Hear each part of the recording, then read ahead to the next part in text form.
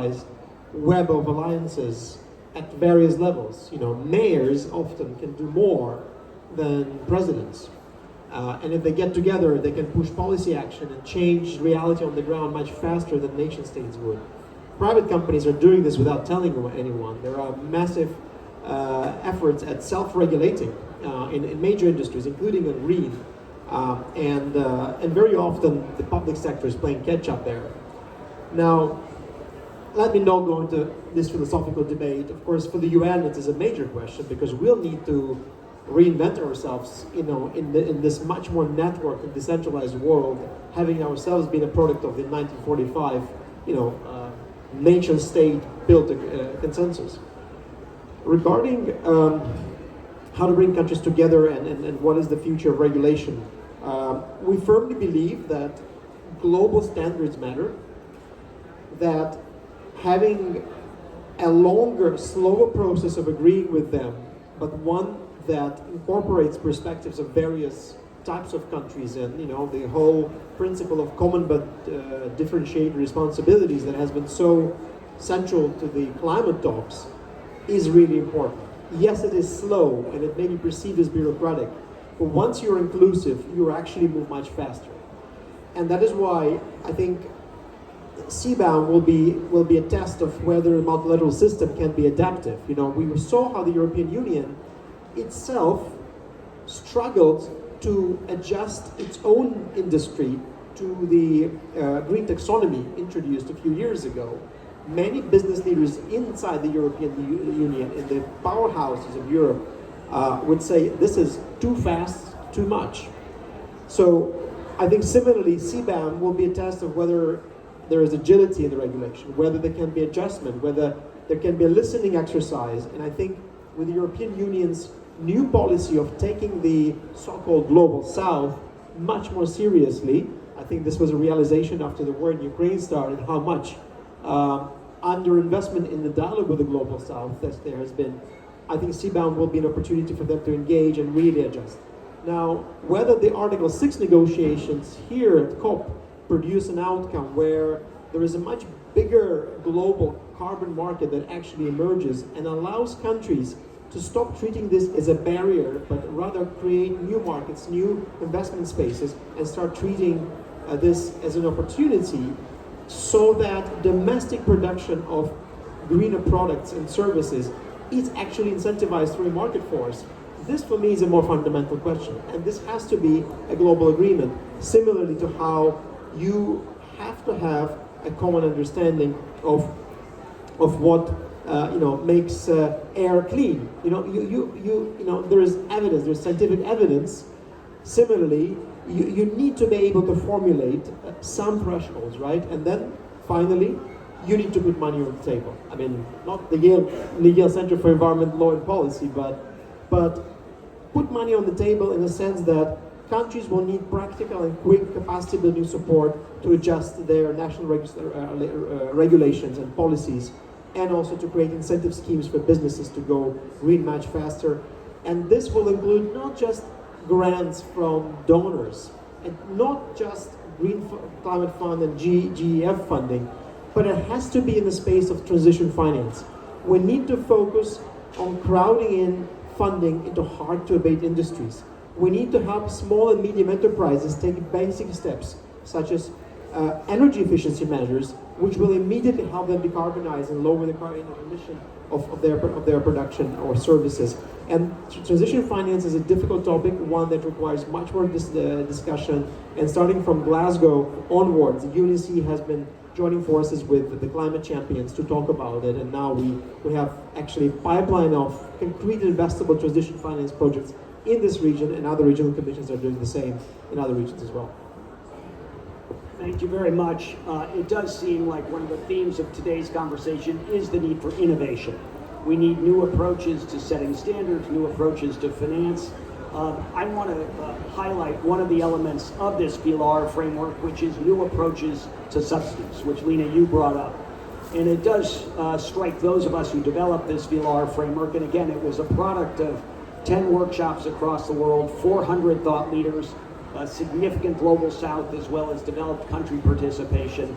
And one of the conclusions was the WTO has systematically not implemented one of its core elements that was launched at the time the organization emerged in 1995. In addition to the underlying global agreement on tariffs and trade, and it said basically in the opening paragraph of the new agreement, and I'm paraphrasing, this new organization is not just about economic efficiency and opening markets and trade liberalization.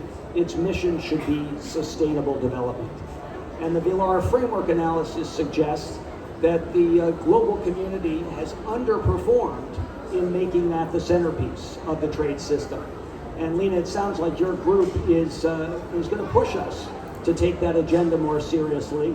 The Villar framework suggests that the WTO's existing process, whenever there's a subsidy that's challenged, the WTO asks one question: is it trade disruptive? And the Villar framework response to that is to say, no, no, no. If you're taking sustainable development seriously, the first question should be, is the subsidy sustainability enhancing or sustainability diminishing? And one has to treat those two different possibilities entirely differently. And I think there's work to be done on both sides of that, which would be to say that if there is a subsidy that's damaging sustainability, like fossil fuel subsidies, production-based agriculture subsidies, subsidies for roads into the forest that lead to deforestation, or as you mentioned, subsidies for fishing that lead to overcapacity and overfishing, the WTO should be much tougher on cracking down on those. And yet, if there are subsidies that support clean energy and the transition to a sustainable future, including, for example, addressing the concerns that both you and Dmitry raised around small producers, small farmers, perhaps we need to have more flexibility for the trade system to signal that those sustainability positive subsidies should be accepted. But Lina, what's your thinking about how the subsidy agenda can be brought to the fore? So I think one of the biggest challenges... Closer. Okay, it's on. I think one of the biggest challenges we have is convincing everybody that this is economically possible. So I think really one of the things we need in terms of bringing this to the forefront is to have some clear voices and good research and good examples that you can reform subsidies, you can make them more sustainability enhancing, and that can be economically viable still, whether that's at a country level, for the international system as a whole, for individual companies, whatever the case might be. And that doesn't mean that there's always going to be a situation where everybody wins. Inevitably, some people will not win, right? Whether it's one company or a sector or something. And so the other piece of it is really looking at this as part of a just transition, right? Just like we talked about with climate, we need the same thing when we're dealing with subsidies. And that's very rarely the case, right? So anytime I see news reports of protests and in the streets and sort of, revolution, and then you've got, because of some kind of subsidy or tax support that a government's removed, almost always they have done that with no consultation, right? They've almost always faced some kind of economic crisis and said, okay, where can we save money? Oh, let's cut this subsidy. And then you get, people in the streets. And that, I think, is very much the wrong way to go about it. So economic data, proof points, just transition. I like it, and I think that represents the kind of approach that you can get people to rally around, because it will ultimately be inclusive, data-driven, scientifically grounded, and thoughtfully constructed in a way that over time is much more likely to be durable, or dare we say it, sustainable. So in that regard, let me pick up something that both you, Lina, said, and Dmitry before, which is that we do need to pay attention to fairness, to a just transition. And Yasmin, I know that your group TESS has been thinking a lot about this. It has really done a lot to bring the Global South into the conversation. And it's something the Villar framework has also taken very seriously, pushed very hard for a conversation that is more open to the needs of the Global South. And I do think, if I am honest, I would critique the CBAM, which you heard me say is conceptually correct, policy-wise essential, but frankly has underattended to the question of how we recognize the fact, how Europe recognizes the fact that the Global South comes to the conversation from a different starting point.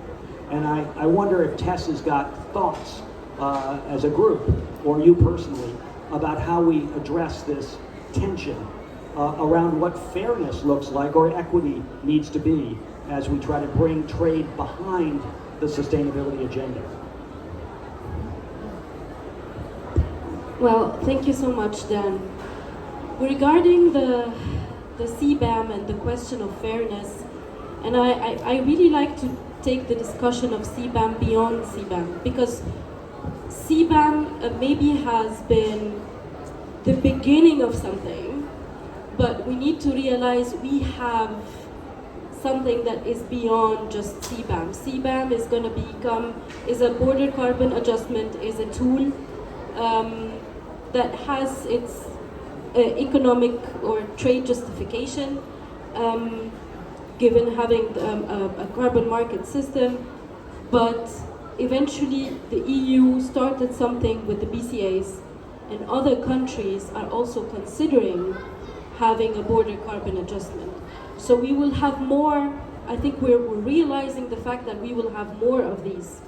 And as EU started this, the conversation now on the implementation of CBAM might also be one of the conversations that will guide other countries about how not only they will design if they want to get lessons learned from EU, but also how they will implement.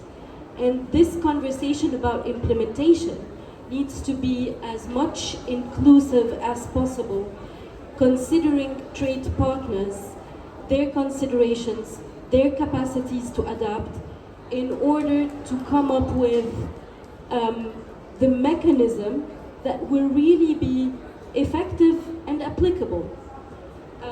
I mean, we've seen also other measures, like the deforestation one that has been postponed for a year. So, I mean, in order to get something that actually, I think we're realizing that in order to get a measure that is effective, applicable, and just, we really need to talk more to each other. We really need to involve others.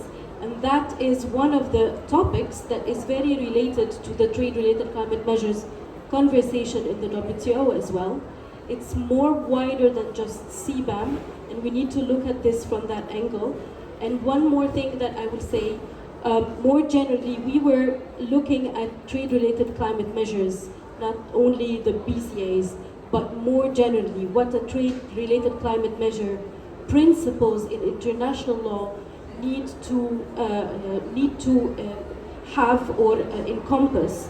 We think these are hybrid measures. We cannot tell they are 100% trade. We cannot tell they are 100% climate. And for this particular reason, we have a rich international law that we have developed throughout the years. We have many principles that we can look at, and we have gathered a core group of international law experts that looked at trade-related climate measures at TESS, and they identified principles for the development of trade-related climate measures in order to ensure that inclusiveness and just impact.